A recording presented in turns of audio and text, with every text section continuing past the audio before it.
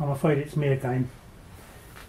If you watched the video that I posted about 2 years back about making a dueling tree, you might remember that I fixed the disc to the frame using 6mm steel pins through some pieces of angle.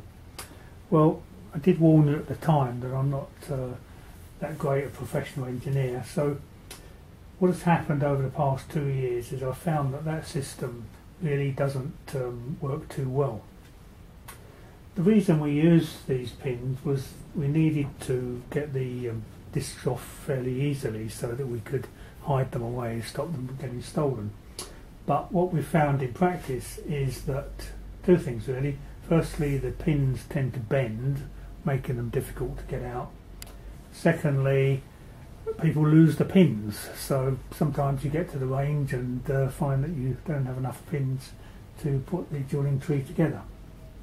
So what I've done is I've sawn off all the old bits of angle all the way down, and I've replaced them with bits of 30mm box section with a 16mm hole drilled all the way through. What I've done with the discs is modify them as follows. I've sawn off the end with a 6mm hole in and welded on a piece of 16mm diameter steel rod.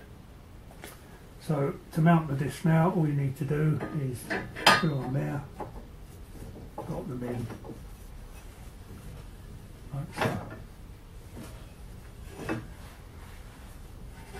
6mm rod isn't very likely to bend, but if it does, you can just turn the disc over and use this end instead.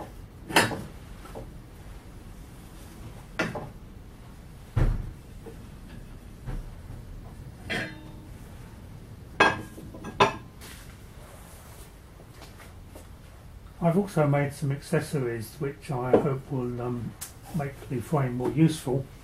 There are two of these I've made up. They consist of a very short piece of 60mm box section and two short pieces of 50mm box section welded on at right angles.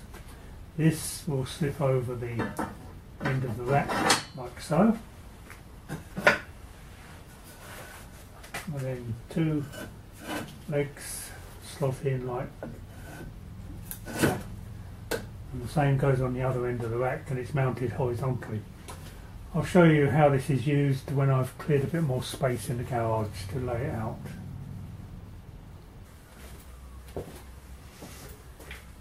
Okay, you're going to have to bear with me here because I haven't tried this before, so I'm not really sure if it's going to work. Anyway, let's give it a try. This is the support piece, two wooden legs, so,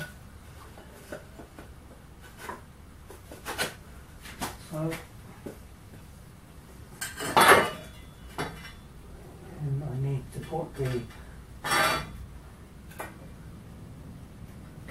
end of the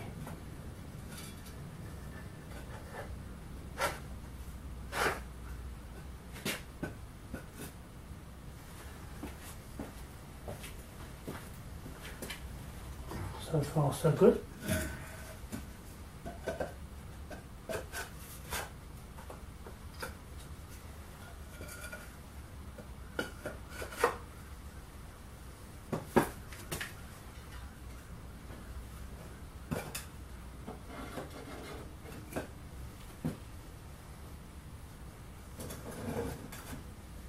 Then like so.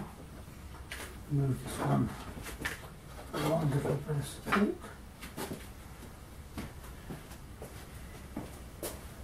And then these slot in.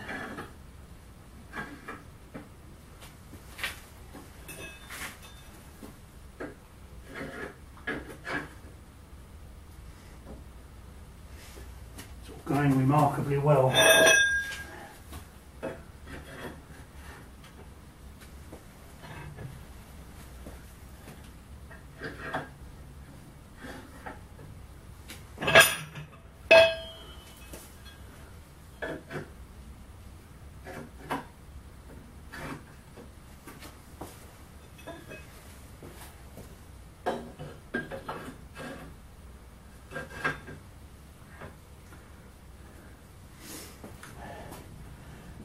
Now, one plate rack.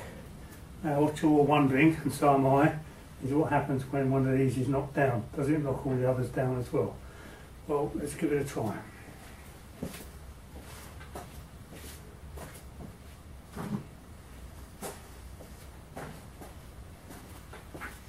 My trusty bullets simulator.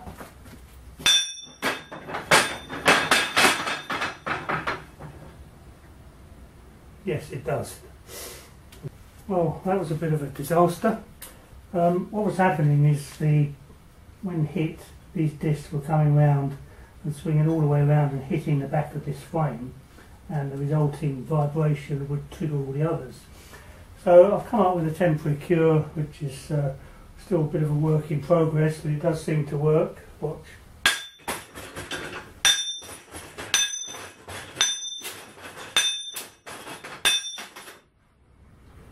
Okay, I'll show you what I did. What I've done as a trial measure is just fix this piece of wood along the back of the rack. At the moment it's just fixed on with a couple of clamps to see if the idea works. I'll probably use a thicker bit of wood in practice and make it more permanent arrangement. But as you can see, when the disc comes down, the flexible wood absorbs the impact and the vibration isn't transported to any of the others. So, look out for part 3.